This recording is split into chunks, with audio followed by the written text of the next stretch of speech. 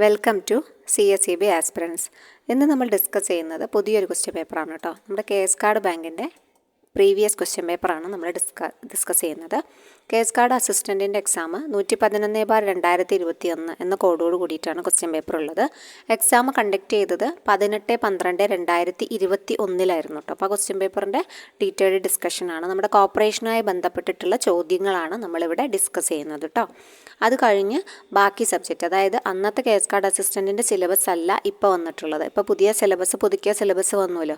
നമ്മുടെ JCAയുടെ അതേ സിലബസാണ്, കേരള ബാങ്ക് JCAയുടെ അതേ സിലബസാണ് ഇപ്പോൾ വന്നിട്ടുള്ളത്. പക്ഷേ അന്ന് KS കാർഡിൻ്റെ സിലബസ് വ്യത്യസ്തമായിരുന്നു. അതുകൊണ്ട് എല്ലാ ക്വസ്റ്റ്യൻസും നമുക്ക് റെലവൻ്റ് അല്ല. എന്നിരുന്നാലും നമ്മൾ CSEB എക്സാമൊക്കെ പഠിക്കുന്ന കുട്ടികളായതുകൊണ്ട് തന്നെ നമുക്ക് അതും കൂടി എന്ത് ചെയ്യാം, റെഫർ ചെയ്യാം, ഉപകാരപ്പെടും. അങ്ങനത്തെ ക്വസ്റ്റ്യൻസാണ് തന്നിട്ടുള്ളത്. അപ്പോൾ അതുകൊണ്ട് ഇവിടെ നമ്മൾ 50 ക്വസ്റ്റ്യൻ ഡിസ്കസ് ചെയ്യുന്നു. അടുത്ത 50 ക്വസ്റ്റ്യൻ നമുക്ക് അടുത്ത വീഡിയോയിലായിട്ട് ഡിസ്കസ് ചെയ്യാം കേട്ടോ. കോപ്പറേഷൻ ബേസ്ഡ് ആയിട്ടുള്ള ക്വസ്റ്റ്യൻസാണ് ഇവിടെ നമ്മൾ ഡിസ്കസ് ചെയ്യുന്നത്. അപ്പോൾ നമ്മുടെ കോപ്പറേറ്റീവ് ലോ കോഴ്സ് നമ്മളിപ്പോഴും ചെയ്യുന്നുണ്ട്. ഇൻട്രസ്റ്റഡ് ആയ ആരെങ്കിലും ഉണ്ടെങ്കിൽ കോപ്പറേറ്റീവ് ലോ കോഴ്സ് ജോയിൻ ചെയ്യാൻ വേണ്ടിയിട്ട് ചാനൽ നമ്പറിലേക്ക് മെസ്സേജ് അയച്ച് ചോദിക്കാം. കൂടാതെ നമ്മൾ ചെയ്യുന്ന എല്ലാ മെറ്റീരിയൽസും അവിടെ പ്രൊവൈഡ് ചെയ്യുന്നുണ്ട് കേട്ടോ. ഓക്കെ, അപ്പോൾ നമുക്ക് ക്വസ്റ്റ്യൻസിലേക്ക് കിടക്കാം. ഒന്നാമത്തെ ചോദ്യം, which is the theme of International Day of Cooperatives for the year 2020? അന്ന് 2020 ചോദിച്ചിട്ടുള്ളത്. അപ്പോൾ നമുക്ക് 2020 ഇപ്പോൾ വലിയ പ്രസക്തി ഇല്ലല്ലോ, കാരണം നമ്മൾ പുതിയ വർഷം ആണല്ലോ. അപ്പോൾ അതുകൊണ്ട് തന്നെ നമുക്കിപ്പോൾ 2025-ൻ്റെയും 2024-ൻ്റെയും ഒന്ന് പഠിച്ചു വയ്ക്കാം. അന്നത്തെ 2020 തീം, ഇൻ്റർനാഷണൽ ഡേ ഓഫ് കോപ്പറേറ്റീവ്സിൻ്റെ തീമായിരുന്നത് കോപ്പറേറ്റീവ്സ് ഫോർ ക്ലൈമറ്റ് ആക്ഷൻ എന്നതായിരുന്നു കേട്ടോ. അന്നത്തെ തീമാണ് പറഞ്ഞിട്ടുള്ളത്. അന്നത്തെ theme cooperative for climate action എന്നതായിരുന്നു. പക്ഷേ നമുക്കിപ്പോൾ 2025 തീം പഠിക്കാം. Cooperatives driving inclusive and sustainable solutions for a better world. പിന്നെ 2024 cooperatives building a better future for all എന്നതാണ്. അപ്പോൾ ഈ രണ്ട് തീമും നമ്മളിപ്പം പ്രസൻ്റ്ലി അറിഞ്ഞിരിക്കുക. ഓക്കെ, അടുത്ത ക്വസ്റ്റ്യൻ നോക്കാം.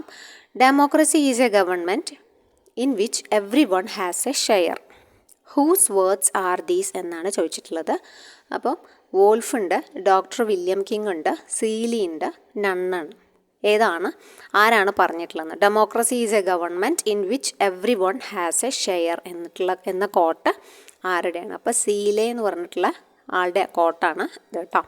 സീലയുടെ കോട്ടാണ് ഇവിടെ പറഞ്ഞിട്ടുള്ളത്. ഓക്കെ, ഫൈനൽ കീ തന്നെയാണ് നമ്മൾ അടയാളപ്പെടുത്തുന്നത്. പ്രൊവിഷണൽ കീ വന്നായിരുന്നു, അത് കഴിഞ്ഞ് ചെറിയ മാറ്റങ്ങളോട് കൂടിയിട്ട് ഫൈനൽ കീ വന്നു.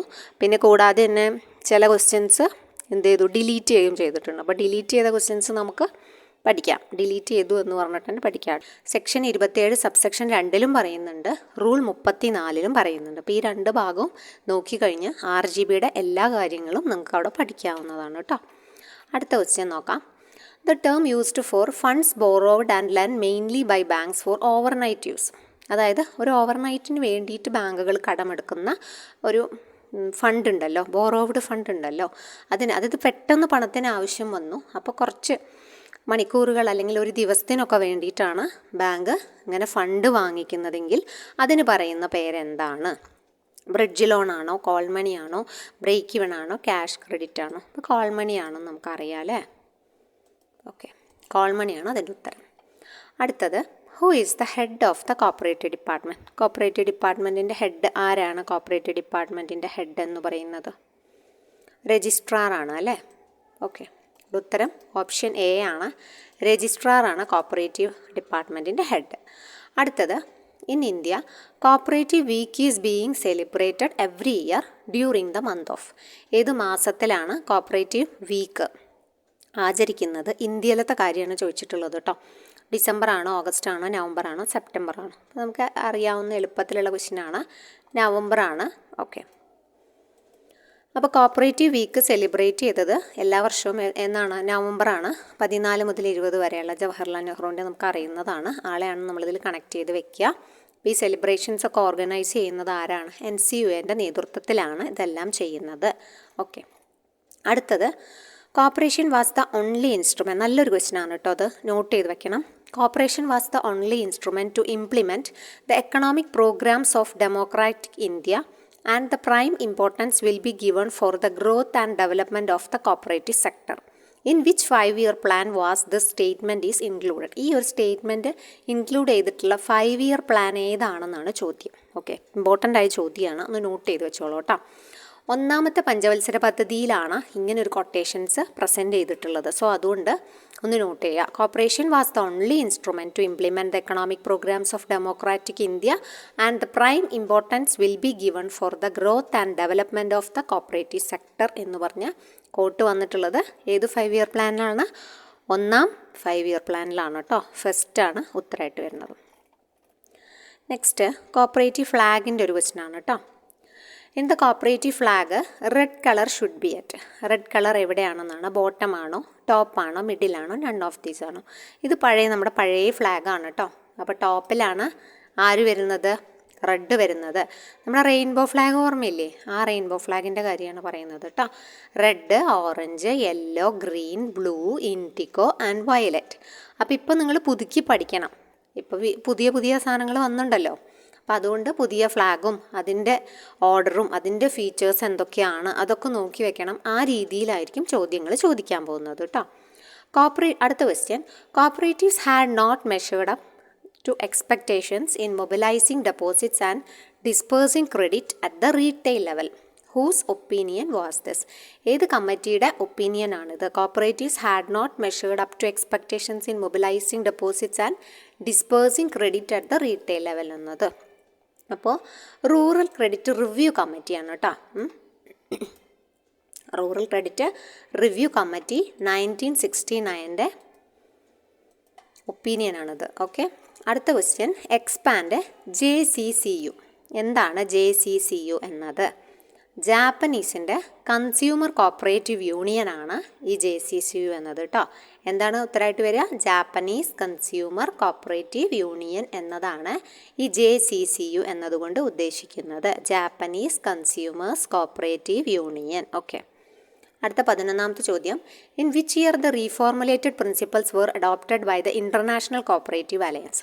ICAയുടെ സ്റ്റേജസ്, കോപ്പറേറ്റീവ് പ്രിൻസിപ്പിൾ രൂപപ്പെട്ട സ്റ്റേജസുമായി ബന്ധപ്പെട്ട ക്വസ്റ്റ്യനാണ്. അപ്പോൾ അത് ഏത് റീഫോർമുലേറ്റഡ് പ്രിൻസിപ്പൽസ് അഡോപ്റ്റ് ചെയ്തത് ഏത് വർഷമാണെന്നാണ് ചോദിച്ചിട്ടുള്ളത് കേട്ടോ. അപ്പോൾ റീഫോർമുലേറ്റഡ് എന്ന് പറയുമ്പോൾ നമ്മൾ കാർവേനെയാണ് ആലോചിക്കേണ്ടത് അല്ലേ? 66-ലാണല്ലോ. അപ്പോൾ റോക്ക്ഡെയിൽ എന്ന് പറയുമ്പോൾ സ്റ്റേജ് 1 ആണ് റോക്ക്ഡെയിലുള്ളത്. 1860 വർഷം പഠിക്കുക. സ്റ്റേജ് 2-ൽ ICA സ്റ്റാർട്ട് ചെയ്യുന്നത് ഈ സ്റ്റേജ് 2 തൊട്ടിട്ടാണ്. ICA പ്രിൻസിപ്പൾസ് എന്നറിയപ്പെടുന്നത് സ്റ്റേജ് 2 തൊട്ടിട്ടാണ്. അത് അപ്പോയിൻറ്റ് ചെയ്യുന്നത് 34-ലായിരുന്നു അപ്പോയിൻമെൻറ്റ് നടന്നിട്ടുള്ളത് കേട്ടോ. അന്നത്തെ കമ്മിറ്റീൻ്റെ കാര്യമാണ് പറയണത്. അപ്പോയിൻറ്റ് ചെയ്യുന്നത് 34-ൽ അപ്പോയിൻറ്റ് ചെയ്തു. റിപ്പോർട്ട് 37-ലാണ് വെച്ചത് കേട്ടോ. പാരീസിലായിരുന്നു വെച്ചത്. അത് കഴിഞ്ഞതിന് ശേഷം റീഫോർമുലേറ്റഡ് പ്രിൻസിപ്പൽസ് എന്നറിയപ്പെടുന്നത് നമ്മുടെ DJ കാർവേ നേതൃത്വത്തിലുണ്ടായിരുന്ന കമ്മിറ്റിയായിരുന്നു. 64-66 കാലഘട്ടത്തിലാണ് റിപ്പോർട്ട് സബ്മിറ്റ് ചെയ്യുന്നത് കേട്ടോ. 66-ആണ് ലാസ്റ്റ് വർഷം ഓർക്കേണ്ടത്. ഓക്കെ, അപ്പോൾ അത് ഇമ്പോർട്ടൻ്റ് ആണ്. 63-ൽ അപ്പോയിൻറ്റ് ചെയ്തു. 63-66 ആ കാലഘട്ടം. 63-ലും 64-എന്നും പറയപ്പെടുന്നുണ്ട് കേട്ടോ. അപ്പോൾ റീഡിഫൈൻഡ് പ്രിൻസിപ്പൾ എന്നാണ് അടുത്തേനെ പറയുക. അതാണ് നമ്മുടെ ഇവാൻ മാക്ഫിയേഴ്സിൻ്റെ നേതൃത്വത്തിലുണ്ടായിരുന്നത്. 92 to 95 വർഷം പറയുന്നത്. ഓക്കെ, അപ്പോൾ അത് ഏത് പേരിലാണ് അറിയപ്പെടുന്നത്? റീഡിഫൈൻഡ് പ്രിൻസിപ്പൾ എന്നാണ് അറിയപ്പെടുന്നത് കേട്ടോ. അപ്പോൾ റീഫോർമുലേറ്റഡ് പ്രിൻസിപ്പൾ എന്നത് DJ കാർവേയായിട്ട് കണക്ട് ചെയ്ത് വെക്കുക. റീഡിഫൈൻഡ് പ്രിൻസിപ്പൾ എന്നത് ഇവാൻ മാക്ഫിയേഴ്സിൻ്റെ ലാസ്റ്റ് ഭാഗം, ലാസ്റ്റ് ഫേസ് അതാണല്ലോ. അപ്പോൾ അതൊന്ന് കണക്ട് ചെയ്ത് വെക്കണം കേട്ടോ. ഓക്കെ, അപ്പോൾ അത് 64, 66 അല്ലെങ്കിൽ 63, 66 അങ്ങനെ പഠിക്കുക. പിന്നെ മറ്റത് 92-ലാണ് കേട്ടോ. അപ്പോൾ അതങ്ങനെയും പഠിക്കുക. 92, 95. അടുത്ത ക്വസ്റ്റ്യൻ നോക്കുകയാണെങ്കിൽ, which one of the following is not a principle of cooperation. Cooperation principle അല്ലാത്തതാണ് ചോദിച്ചിട്ടുള്ളത്. നമ്മൾ വായിക്കുമ്പോൾ തന്നെ കാണാം voluntary and closed membership. Closed membership അല്ലല്ലോ, ഓപ്പൺ മെമ്പർഷിപ്പ് അല്ലേ പറയുന്നത്. അപ്പോൾ അതുകൊണ്ട് തന്നെ അതുതന്നെയാണ് ഉത്തരമായിട്ട് വരിക കേട്ടോ. അല്ലാത്തതാണല്ലോ ചോദിച്ചിട്ടുള്ളത്. ഓക്കെ, അടുത്ത ക്വസ്റ്റ്യൻ നോക്കുകയാണെങ്കിൽ, the details of nominal or associate members are included in the dash section of the Kerala cooperative societies act 1969. Nominal or associate member ഏത് സെക്ഷനുമായി ബന്ധപ്പെട്ടതാണ്? ഏത് സെക്ഷനുമായി ബന്ധപ്പെട്ടതാണ്? 14, 16, 18, 20. അറിയാം അല്ലേ? Nominal or associate member 18. Okay, അടുത്തത് the jurisdiction of a circle cooperative union. CCUവിൻ്റെ jurisdiction എന്താണ്? District ആണോ, താലൂക്കാണോ, ഗ്രാമപഞ്ചായത്താണോ, ബ്ലോക്ക് പഞ്ചായത്താണോ, ഏതാ വരിക? താലൂക്കല്ലേ CCUവിൻ്റെ? താലൂക്കാണ് കേട്ടോ. അടുത്തത് the application for registration of A multi state cooperative society ആർക്കാ കൊടുക്കുക? Multi state cooperative society register ചെയ്യുമ്പോൾ നമ്മൾ ആപ്ലിക്കേഷൻ ആർക്കാ കൊടുക്കുക? സെൻട്രൽ ഗവൺമെൻറ്റിനാണോ, സെൻട്രൽ രജിസ്ട്രാർക്കാണോ, സെക്രട്ടറിക്കാണോ, ഫിനാൻസ് ബാങ്കിനാണോ, ആർക്കാ കൊടുക്കുക? സെൻട്രൽ രജിസ്ട്രാർക്ക് കൊടുക്കും അല്ലേ. അടുത്തത് 8ാമത്തെ കോപ്പറേറ്റീവ് കോൺഗ്രസ് ഇൻ കേരള എവിടെ നടന്നു? എവിടെയാണ് നടന്നത് 8ാമത്തെ കോപ്പറേറ്റീവ് കോൺഗ്രസ്?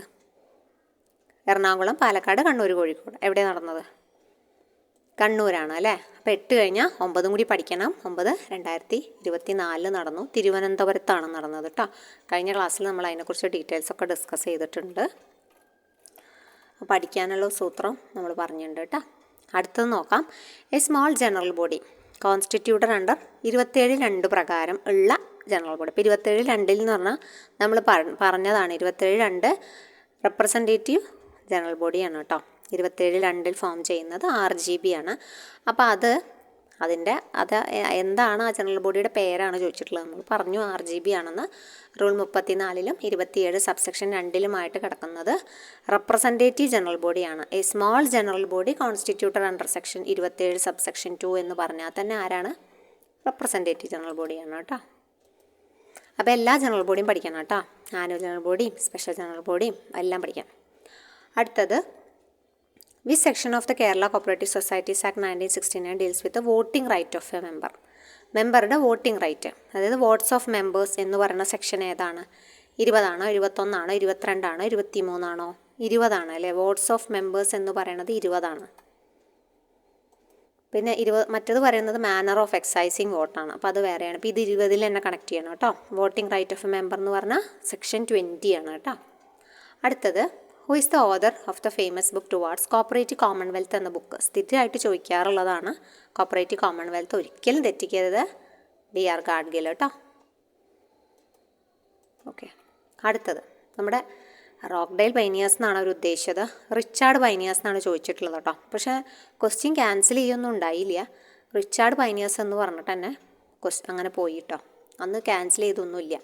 അപ്പോൾ റോക്ക്ഡെയിൽ പൈനിയേഴ്സ് ആണ് അവർ ഉദ്ദേശിച്ചത്. Rochdale pioneers started their store with a share capital. അവരുടെ സ്റ്റോർ തുടങ്ങുന്നതിൻ്റെ ഷെയർ ക്യാപിറ്റലാണ് ചോദിച്ചിട്ടുള്ളത്. അപ്പോൾ നമുക്കറിയാം 28 ഓരോ പൗണ്ട് വെച്ച് 28 ഫ്ലാനൽ വീവേഴ്സ് ആണല്ലോ സ്റ്റാർട്ട് ചെയ്തത് റോക്ക്ഡെയിൽ പൈനിയേഴ്സ്. അപ്പോൾ അതുകൊണ്ട് തന്നെ 28 പൗണ്ടാണ്. ഓരോരുത്തരും ഓരോ പൗണ്ട് വീതം ആണ് കൊണ്ടുവന്നത്. അപ്പോൾ അതുകൊണ്ട് തന്നെ 28 ഫ്ലാനൽ വീവേഴ്സ് ആണ് അത് ഉണ്ടായിരുന്നത്. അപ്പോൾ അങ്ങനെ ഓരോ പൗണ്ട് വീതം വെച്ചിട്ട് 28 പൗണ്ടായിരുന്നു അവരുടെ അന്നത്തെ സ്റ്റോർ തുടങ്ങുമ്പോഴുള്ള ഷെയർ ക്യാപിറ്റൽ കേട്ടോ.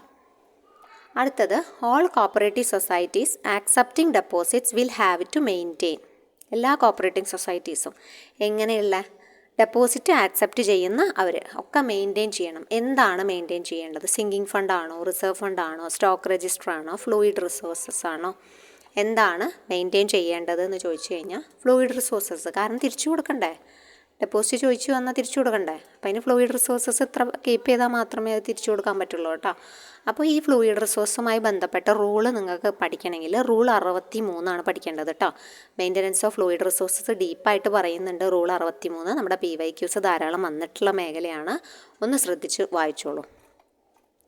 അടുത്തത് maintenance of books of accounts. അതും ഇമ്പോർട്ടൻ്റ് തന്നെ. Books and accounts by societies ഏത് റൂള് പ്രകാരമാണ് മെയിൻറ്റെയിൻ ചെയ്യുന്നത് കേട്ടോ. Books and accounts by society maintain ചെയ്യുന്നത് ഏത് റൂള് പ്രകാരമാണെന്നാണ് ചോദിച്ചിട്ടുള്ളത്. 29, 36, 44, 64 എന്ന് പറഞ്ഞിട്ടുണ്ട്. അപ്പോൾ റൂൾ 29 കേട്ടോ. അതുമായി ബന്ധപ്പെട്ടത് റൂൾ 29 ആണ്. അപ്പോൾ അതൊന്ന് ഓർത്ത് വയ്ക്കുക. അടുത്തത് every proposal for amendment to the bylaws of a cooperative society. അതായത് ബയലോ അമെൻറ്റ് ചെയ്യാൻ പോകുമ്പം shall be made only by resolution പാസ്സാക്കണം. അപ്പോൾ എത്ര മെജോറിറ്റി വേണം? ഇപ്പം മെമ്പേഴ്സിൻ്റെ പ്രസൻറ്റ് ആൻഡ് വോട്ടിങ്ങിൻ്റെ എത്ര മെജോറിറ്റി വേണം എന്നാണ് ചോദിച്ചിട്ടുള്ളത് കേട്ടോ. 1/3 ആണോ, 2/3 ആണോ, 1/2 ആണോ, 3/4 ആണോ? എത്ര മെജോറിറ്റി വേണം എന്നാണ് ചോദിച്ചിട്ടുള്ളത്. 2/3 മെജോറിറ്റിയാണ് വേണ്ടത് കേട്ടോ. Okay. Every proposal for amendment to the bylaws of a cooperative society shall be made only by a resolution passed by 2/3 majority of members present and voting എന്നാണ് വരിക. അപ്പോൾ അതുമായി ബന്ധപ്പെട്ടത് റൂൾ 9 ആണ്. അവിടെ procedure regarding amendment of bylaws വിശദമായിട്ട് പറയുന്നുണ്ട്. So അതൊന്ന് വായിക്കാം. അടുത്തത് maximum limit for surrender of earned leave admissible to the employees of a cooperative society on retirement കേട്ടോ. റിട്ടയർമെൻറ്റ് സമയത്ത് അവരെ സറണ്ടർ ഓഫ് ഏൺഡ് ലീവിൻ്റെ മാക്സിമം ലിമിറ്റ് എത്രയാണെന്നാണ് ചോദിച്ചിട്ടുള്ളത്. ഉത്തരമായിട്ട് വരുന്നത് 300 ഡേയ്സ് ആണ് കേട്ടോ. ഓക്കെ, 300 ഡേയ്സ് ആണ്. ഇത് നമ്മൾ CSEB സംബന്ധിച്ച് നമ്മൾ കേട്ടിട്ടില്ല, അപ്പോൾ അതുകൊണ്ടൊരു പുതിയ ചോദ്യമാണ്. സോ ഒന്ന് നോട്ട് ചെയ്തോളൂ കേട്ടോ. CSEBയിലും നോർമൽ ക്വസ്റ്റ്യൻസിലൊന്നും നമ്മൾ കണ്ടിട്ടില്ല. In cooperative society dash is not allowed. എന്താണ് അലൗഡ്? മീറ്റിംഗ് അലൗഡ് ആണ്, വോട്ടിംഗ് അലൗഡ് ആണ്, ഓഡിറ്റിംഗ് അലൗഡ് ആണ്, പ്രോക്സി. അപ്പോൾ മറ്റൊരാളെ നമുക്ക് വെച്ചിട്ട് എനിക്ക് വയ്യ അതുകൊണ്ട് താൻ പോയി വോട്ട് ചെയ്യുമെന്ന് പറയാൻ പാടില്ല. കോപ്പറേറ്റീവ് സൊസൈറ്റിയിൽ വോട്ടിങ്ങിനൊന്നല്ല, അപ്പോൾ അവിടെ പ്രോക്സീന് അലൗഡ് അല്ല. നമുക്ക് ഒരാളെ നമുക്ക് പകരം അവിടെ പറഞ്ഞയക്കാൻ പറ്റില്ല, ആളെന്നെ പോകണം കേട്ടോ. അപ്പോൾ 25 ക്വസ്റ്റ്യൻ നമ്മൾ കവർ ചെയ്തു. ഇനി 25 ക്വസ്റ്റ്യനും കൂടി ഉണ്ട് കേട്ടോ. വേഗം നമുക്ക് നോക്കിയിട്ട് പോവാം. ഓക്കെ, അടുത്തത് an enquiry can be ordered for the registrar which of the following is an untrue statement. അതായത് എൻക്വയറിയുമായി ബന്ധപ്പെട്ട് രജിസ്ട്രാർ എൻക്വയറി പ്രത്യേകം നോക്കണം. രജിസ്ട്രാർ എൻക്വയറിനെ കുറിച്ചിട്ടാണ് പറയുന്നത്. അൺട്രൂ സ്റ്റേറ്റ്മെൻറ്റ് ഏതാണെന്ന് പഴയ ക്വസ്റ്റ്യൻ ആണല്ലോ. ഓക്കെ, അപ്പോൾ അതുകൊണ്ട് തന്നെ നമ്മുടെ അമെൻമെൻറ്റിനൊക്കെ മുമ്പേ ഉള്ളതാണ് അന്ന് ഉത്തരമായിട്ട് വന്നത്. അതായത് ഓൺ ഹിസ് ഓൺ അക്കൗണ്ട്, അതായത് ആളുടെ സ്വന്തം ഇതിൽ ആൾക്ക് എൻക്വയറി കണ്ടക്ട് ചെയ്യാം. അതുപോലെ വിജിലൻസ് ഓഫീസർ എൻക്വയറി റിപ്പോർട്ട് പ്രകാരം കണ്ടക്ട് ചെയ്യാം, ഓർഡർ ചെയ്യാം, എൻക്വയറിക്ക് വേണ്ടി ഓർഡർ ചെയ്യാം, ഉത്തരവിടാം. ഒരു അഫിലിയേറ്റഡ് സൊസൈറ്റി അപ്ലിക്കേഷൻ കൊടുത്താൽ എന്ത് ചെയ്യാൻ പറ്റും? എൻക്വയറിക്ക് വേണ്ടി ഓർഡർ ചെയ്യാം, രജിസ്ട്രാർക്ക് ഓർഡർ ചെയ്യാം.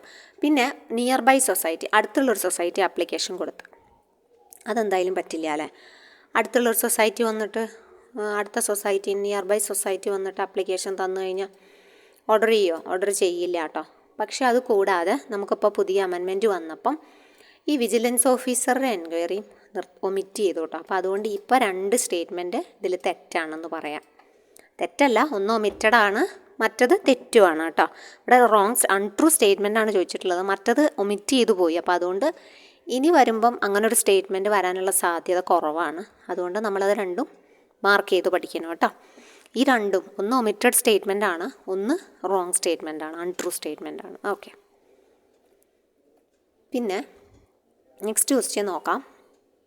Section 28A Kerala cooperative societies act 1916 28A പ്രകാരം reservation of dash of the total seat four woman members in the committee of every cooperative society. എത്ര പേർക്കാണ് വുമണിന് കേട്ടോ? ടോട്ടൽ വുമണിന് എത്ര റിസർവേഷൻ ഉണ്ടെന്നാണ്. SC/ST അല്ല, വുമണ്ണാണ് ചോദിച്ചിട്ടുള്ളത് കേട്ടോ. വുമണ്ണ് 3 വുമണ്ണ് റിസർവ് ചെയ്തിട്ടുള്ളത് കേട്ടോ. അപ്പോൾ അത് എവിടെയാണെന്ന് പ്രത്യേകം ഇവർ പറഞ്ഞിട്ടുണ്ട് 28A അപ്പോൾ 28A വേറെയും കുറേ കണ്ടീഷൻസ് പഠിക്കാനുണ്ട്. അപ്പോൾ അതൊക്കെ ഒന്ന് ഡീറ്റെയിൽ ആയിട്ട് നോക്കണം കേട്ടോ. ഓക്കെ, അടുത്തത് the people's bank of northern India ആരുടെ ബുക്കാണെന്ന് കേട്ടോ. വില്യം കിങ് ആണോ, നിക്കോൾസൺ ആണോ, ഡീപ്പർനിക്സ് ആണോ, ഹെൻറി ഫാലി? ഇവർ സ്ഥിരമായിട്ട് ചോദിക്കുന്നതാണ്. അതുകൊണ്ട് തന്നെ ഇതൊക്കെ കാണുമ്പോൾ നമുക്കൊരു സന്തോഷം തോന്നും അല്ലേ. പക്ഷേ ഇനി നിങ്ങൾ ഇങ്ങനത്തെ ഒരു ക്വസ്റ്റ്യൻ പേപ്പർ ആണെന്ന് എക്സ്പെക്റ്റ് ചെയ്ത് പഠിക്കരുത് കേട്ടോ. നമുക്കൊരു 30 അല്ലെങ്കിൽ 40% അല്ലെങ്കിൽ 30% എന്തായാലും നമുക്ക് സ്റ്റേറ്റ്മെൻറ്റ് പ്രതീക്ഷിക്കാം. ഓക്കെ, അപ്പോൾ ആ ഒരു ലെവലിൽ വേണം എന്ത് ചെയ്യാൻ, നിങ്ങൾ പഠിച്ചു പോകാൻ കേട്ടോ. ആ ഒരു ലെവലിൽ പഠിക്കണം, അല്ലെങ്കിൽ പിന്നെ നമുക്ക് വിഷമാവും. ഇതിപ്പം അന്നത്തെ ക്വസ്റ്റ്യൻ പേപ്പർ ആണല്ലോ, 2021 ആണല്ലോ. അന്നൊന്നും ഇങ്ങനത്തെ ഒരു സ്റ്റാൻഡേർഡൊന്നും വന്നിട്ടുണ്ടായിരുന്നില്ല, അറിയാലോ. അപ്പോൾ അതുകൊണ്ട് ഇപ്പം നമ്മുടെ കഴിഞ്ഞ JCAയും കേരള ബാങ്കും ഒക്കെ നമ്മുടെ മുമ്പിലുണ്ട്. ഇനി നമുക്ക് അതിൻ്റെയൊക്കെ ക്വസ്റ്റ്യൻ പേപ്പർ ഒന്ന് എടുത്ത് പഠിക്കാം കേട്ടോ. JCAയുടെ കഴിഞ്ഞതും പിന്നെ കഴിഞ്ഞ ഖാദി ബോർഡിൻ്റെ JCA ഉണ്ട്, അതിന് മുമ്പത്തെ JCA ഉണ്ട്. അപ്പോൾ 2-3 JCAയുടെ ക്വസ്റ്റ്യൻ പേപ്പർ ഡിസ്കസ് ചെയ്യാനുണ്ടാവും. പിന്നുള്ളത് കേരള ബാങ്കിൻ്റെ ഒരെണ്ണേ ഉള്ളൂ. കേരള ബാങ്ക് മുമ്പ് നടന്നിട്ടില്ല, ആദ്യമായിട്ടില്ല കേരള ബാങ്ക് നടക്കുന്നത്. DCBയുടെ ക്വസ്റ്റ്യൻ പേപ്പറേ ഉണ്ടാവുള്ളൂ. അപ്പോൾ അതൊക്കെ ഉണ്ട്. അപ്പോൾ അതൊക്കെ ഒന്ന് നമുക്കിതുപോലെ പഠിച്ചെടുക്കണം. അപ്പോൾ നിങ്ങൾ നിലവാരം നോക്കണ്ട, കാരണം നിലവാരം എന്തായാലും കൂടും ഇനിയുള്ളത്. പക്ഷേ എങ്ങനെയൊക്കെയാണ് അതിൻ്റെ ക്വസ്റ്റ്യൻസ് എന്നൊക്കെ ഒന്ന് മനസ്സിലാക്കി വെക്കാം. പിന്നെ അപ്പോൾ ടോപ്പിക്ക് മാറിയ കാരണം ടോപ്പിക് ഓറിയൻറ്റഡ് ആയിട്ട് പഠിക്കാൻ ശ്രമിക്കുക കേട്ടോ. പണ്ടത്തെ ടോപ്പിക് അല്ലല്ലോ ഇപ്പോൾ ഉള്ളത്. ക്വസ്റ്റ്യൻസൊക്കെ ജസ്റ്റ് കണ്ട് മനസ്സിലാക്കി വെക്കുക. ഇങ്ങനെയൊക്കെ ചോദിച്ചിട്ടുണ്ടെന്ന് മനസ്സിലാക്കി വെക്കുക, പഠിക്കുക. എന്തായാലും ഇതൊന്നും ഒരു ക്വസ്റ്റ്യൻ റിപ്പീറ്റ് ചെയ്ത് കിട്ടിയാൽ നമുക്ക് ഉപകാരമല്ലേ. ആ രീതിക്ക് പഠിക്കുക കേട്ടോ. ഓക്കെ, അപ്പോൾ നമുക്ക് അടുത്തത് നോക്കാം. 29ാമത്തെ നോക്കാം കേട്ടോ. തൊണ്ടയ്ക്ക് ചെറിയ പ്രശ്നമുണ്ട്. Okay. Which is the headquarters of all India federation of cooperative spinning മില്ലാണ് കേട്ടോ. സ്പിന്നിങ് മില്ലിൻ്റെ ഓൾ ഇന്ത്യയാണ് ചോദിച്ചിട്ടുള്ളത്. അതിൻ്റെ ഹെഡ് ക്വാർട്ടറാണ് ചോദിച്ചിട്ടുള്ളത്. മുംബൈയാണ് കേട്ടോ ഉത്തരമായിട്ട് വരിക. മുംബൈയാണ്. സ്പിന്നിങ് മില്ലാണല്ലോ. മുംബൈയാണ് ഉത്തരം.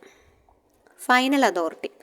സൊസൈറ്റിയുടെ ഒരു ഫൈനൽ അതോറിറ്റി ആരിൽ നിക്ഷിപ്തമാണ്? മാനേജിംഗ് കമ്മിറ്റിയിലാണോ, എക്സിക്യൂട്ടീവ് കമ്മിറ്റിയിലാണോ, ജനറൽ ബോഡിയിലാണോ, റെപ്രസെൻറ്റേറ്റീവ് ജനറൽ ബോഡിയിലാണോ? ആരിലാണ് നിക്ഷിപ്തം? ജനറൽ ബോഡിയിലാണ് അല്ലേ. ഓക്കെ. അടുത്തത് ദ കോപ്പറേറ്റീവ് ആർബിട്രേഷൻ കോർട്ടുമായി ബന്ധപ്പെട്ടാണ്. കോപ്പറേറ്റീവ് ആർബിട്രേഷൻ കോർട്ട് ഏത് തരം കേസാണ് ഡീൽ ചെയ്യുന്നതെന്നാണ് കേട്ടോ. മോണിറ്ററി ആണോ നോൺ മോണിറ്ററി ആണോ? ഏതാണ് ഡീൽ ചെയ്യുന്നത്? നോൺ മോണിറ്ററി അല്ലേ കോപ്പറേറ്റീവ് ആർബിട്രേഷൻ കോർട്ട്. പണസംബന്ധമായ തർക്കങ്ങളല്ലല്ലോ, പണമല്ലാത്ത പണേതര തർക്കങ്ങളാണല്ലോ ആര് ഡീൽ ചെയ്യുന്നത്? കോപ്പറേറ്റീവ് ആർബിട്രേഷൻ കോർട്ട് ഡീൽ ചെയ്യുന്നത് കേട്ടോ. അപ്പം 31B ആണ് കേട്ടോ ഉത്തരം. അടുത്തത് mutually aided cooperative society prevailing in the state of. ഏത് സ്റ്റേറ്റിലാണ് mutually aided cooperative societies prevail ചെയ്യുന്നത്? ആന്ധ്രാപ്രദേശിലാണ് കേട്ടോ. ഓക്കെ. അടുത്തത് റൂൾ 16 തൊട്ട് 20 വരെ ഉള്ള കേരള കോപ്പറേറ്റീവ് സൊസൈറ്റീസിൻ്റെ റൂൾസാണ് പറഞ്ഞിട്ടുള്ളത്. Prescribe 2 procedure for getting. അതായത് എന്തുമായി ബന്ധപ്പെട്ടതാണ് റൂൾ 16 തൊട്ടിട്ട് 20 വരെ ഉള്ളതെന്നാണ്. ഓക്കെ. അപ്പം അത് നമുക്കറിയാവുന്നതാണ്. റൂൾ 16 തൊട്ടിട്ട് 16 തൊട്ട് തന്നെ തുടങ്ങുന്നത് നമ്മുടെ മെമ്പർഷിപ്പുമായി ബന്ധപ്പെട്ടാണ്. മെമ്പർഷിപ്പിൻ്റെ നടപടിക്രമങ്ങളെ കുറിച്ചിട്ടാണ് പറയുന്നത്. അടുത്തത് in milk producers cooperative societies value, മിൽക്കിൻ്റെ വാല്യൂ ഉണ്ടല്ലോ, അത് ബേസ് ചെയ്യുന്നത് എന്ത് നോക്കിയിട്ടാണ്? വോളിയം നോക്കിയിട്ടാണോ? അല്ല അല്ലേ. അപ്പം നമുക്ക് കുറേ വെള്ളം ചേർത്താൽ പോരെ. വോളിയം അല്ല നോക്കാം. വാട്ടർ കണ്ടൻ്റ് ആണോ നോക്കുക? അല്ല. ക്വാളിറ്റി ആണ് നോക്കുക കേട്ടോ. ക്വാളിറ്റി നോക്കിയിട്ടാണ് എന്ത് ചെയ്യുക? നോക്കാം. മിൽക്കിന് വാല്യൂ തീരുമാനിക്കുക, കാശ് തീരുമാനിക്കുക കേട്ടോ. നല്ല ക്വാളിറ്റിയുള്ള മിൽക്കാണെങ്കിൽ കാശ് കൂടുതൽ ലഭിക്കും. അടുത്തത് an officer appointed by the registrar as per section 72. Section 72 എന്താണ്? ലിക്വിഡേറ്റർ ആണ് കേട്ടോ. സെക്ഷൻ 7 അപ്പോൾ വായിക്കുമ്പോൾ തന്നെ നിങ്ങൾക്ക് കിട്ടണം സെക്ഷൻ 72 ലിക്വിഡേറ്റർ ആണെന്ന്. Kerala cooperative societies act for realisation of assets and settlements of liabilities of a cooperative societies. Cooperative സൊസൈറ്റിയുടെ അസറ്റ്സ് റിയലൈസ് ചെയ്യുകയും ലയബിലിറ്റീസ് ഒക്കെ സെറ്റിൽ ചെയ്യുന്നതും ആരാണ്? അമിക്കസ് ക്യൂറി അല്ല, ഒഫീഷ്യൽ അസൈനി അല്ല, റിസീവർ അല്ല, ആരുമല്ല. ലിക്വിഡേറ്ററാണ് അല്ലേ. അതൊക്കെ ചെയ്യാനുള്ള അധികാരി ആരാണ്? ലിക്വിഡേറ്ററാണ്. അപ്പോൾ ലിക്വിഡേറ്ററാണ് ഇവിടെ ആൻസറായിട്ട് വരിക.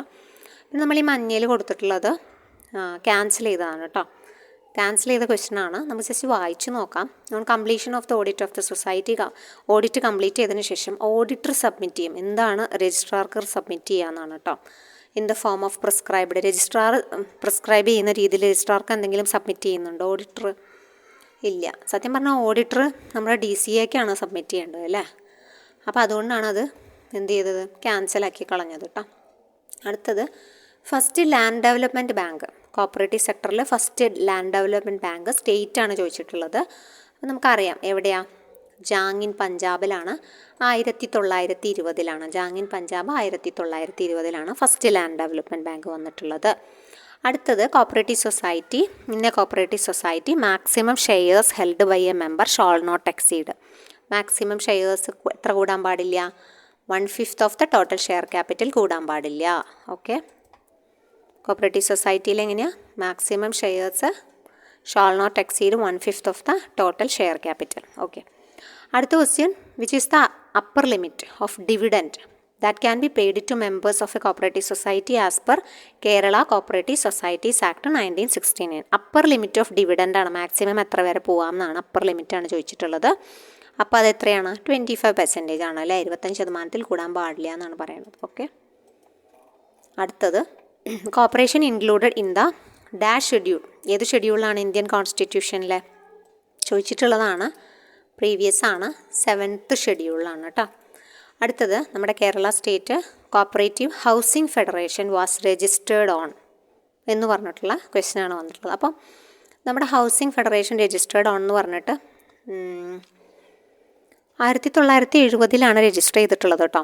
അപ്പോൾ അതുകൊണ്ട് നമുക്ക് ഇവിടെ 1970 ഒറ്റൊന്നേ ഉള്ളൂ. 23/9/1970 ഉത്തരമായിട്ട് വരുന്നത്. 1970 എന്ത് നമ്മുടെ ഹൗസ് ഫെഡ് എന്നറിയപ്പെടുന്ന Kerala state cooperative housing federation form ചെയ്തിട്ടുള്ളത്. അത് ശരിക്കും ഏപ്രിൽ 23, 1970 എന്നൊക്കെയാണ് ബുക്കിൽ കാണുന്നത് കേട്ടോ. ഇവർ 23/9 ആണ് പറഞ്ഞിട്ടുള്ളത്. പക്ഷേ വർക്ക് ചെയ്യണതാണ് 24/9/1970 കേട്ടോ. അപ്പോൾ അതുകൊണ്ട് ഇത് അങ്ങനെയാണ് രജിസ്റ്റർ ചെയ്ത വർഷം എന്ന് പറഞ്ഞിട്ടാണ് ഇവർ കൊടുത്തിട്ടുള്ളത്. പക്ഷേ ബുക്കുകളിൽ അങ്ങനെയും കാണാനുണ്ട് കേട്ടോ. സോ അതുകൊണ്ട് ഒന്ന് നോട്ട് ചെയ്ത് വയ്ക്കാം. അടുത്തത് റൂൾ 63 ആണ്. Rule 63 Kerala cooperative societies rules നമ്മൾ പറഞ്ഞു. റൂൾ 63 എന്തുമായി ബന്ധപ്പെട്ടതാണ് നമ്മൾ നേരത്തെ പറഞ്ഞതാണ്. മെയിൻ്റനൻസ് ഓഫ് ഫ്ലൂയിഡ് റിസോഴ്സസ് ആണ് കേട്ടോ. Rule 63 maintenance of fluid resources ആണ്. പിന്നെ the dash implemented operation flood programme ആരാണ് ഇംപ്ലിമെൻറ്റ് ചെയ്തിട്ടുള്ളത്? NDDB ആണ് ഇംപ്ലിമെൻറ്റ് ചെയ്തിട്ടുള്ളത്. ഓക്കെ, അടുത്ത ക്വസ്റ്റ്യൻ കോയിൻസ് ആണ് കേട്ടോ. കോയിൻസുമായി ബന്ധപ്പെട്ട ക്വസ്റ്റ്യനാണ് അടുത്തത്. കോയിൻസ് എന്താണെന്നാണ് ചോദിച്ചിട്ടുള്ളത്. നമ്മുടെ ഇൻഷുറൻസ് കോപ്പറേറ്റീവ് സൊസൈറ്റി അല്ലേ കോയിൻസ്? പണ്ടൊക്കെ സ്ഥിരമായിട്ട് ചോദിച്ചിരുന്ന ക്വസ്റ്റ്യൻ ആയിരുന്നു. ഇപ്പോൾ അതൊന്നും കാണാതെയായി. Coins related to insurance cooperative society കേട്ടോ. അടുത്തത് the shortcomings in the act of 1904 were removed by another legislation. 1904 remove ചെയ്തിട്ട് വന്ന അടുത്ത ഏതാണ് ലെജിസ്ലേഷൻ? ഏതാണ്? കോപ്പറേറ്റീവ് സൊസൈറ്റീസ് ആക്ട് 1912 അല്ലേ? ഓക്കെ, അടുത്തത് dividend set apart from. Dividend എന്തെന്നാണ് സെറ്റ് അപ്പാർട്ട് ചെയ്യുന്നത്? ഗ്രോസ് പ്രോഫിറ്റ് നിന്നാണോ, നെറ്റ് പ്രോഫിറ്റ് നിന്നാണോ, സെയിൽസ് പ്രൊസീഡ്സ് നിന്നാണോ, ഡിവിസിബിൾ പ്രോഫിറ്റിൽ നിന്നാണോ? ഡിവിഡൻഡ് കൊടുക്കേണ്ടത് ഡിവിസിബിൾ പ്രോഫിറ്റിൽ നിന്നാണ്. ഓക്കെ, അടുത്തത് which has jurisdiction over the whole of the state. ആർക്കാണ് whole of the state jurisdiction ഉള്ളത്? ആർക്കുള്ളത്? അപ്പെക്സ് സൊസൈറ്റിക്കല്ലേ. പ്രൈമറിക്കും ഫെഡറലിനും സെൻട്രലിനും ഒന്നും അല്ല. സ്റ്റേറ്റ് മൊത്തം പ്രവർത്തന പരിധിയുള്ളത് അപ്പെക്സ് സൊസൈറ്റിക്കാണ്. പിന്നെ Raidco is engaged in the distribution of dash machinery. അതായത് റെയ്ഡ്കോ ഏത് ടൈപ്പ് ആണെന്ന് നോക്കിയാൽ മതി, അപ്പോൾ തന്നെ കിട്ടും. ആയുർവേദിക് ആണോ, ആർക്കനെറ്റ് ആണോ അവിടെ ഉള്ളത്, ആഗ്രോ മെഷീനറി ആണോ, മീറ്റ് പ്രോസസ്സിംഗ് ആണോ? അപ്പോൾ റെയ്ഡ്കോ എന്തുമായി ബന്ധപ്പെട്ടതാണെന്ന് വെച്ച് കഴിഞ്ഞാൽ ആഗ്രോ ആണ്. അപ്പോൾ ആഗ്രോ മെഷീനറി ആണ് അവിടെ ഡിസ്ട്രിബ്യൂട്ട് ചെയ്യുന്നത് കേട്ടോ.